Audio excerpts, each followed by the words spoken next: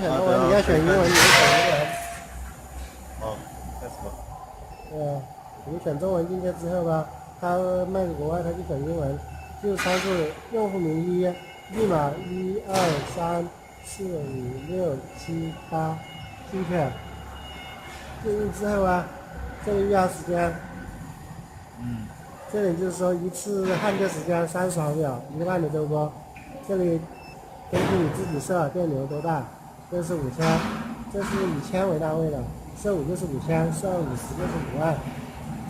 这很简单，这些地方，这个东西不用调，调不了，它最低都是5.0，只要这个2次时间，2次电流。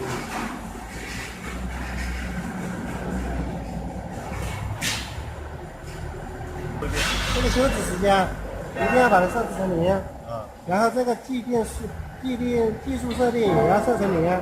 如果你技术设定设置成1000，它点1000下它就不会点了；设置成2，它点2下它就不会点了。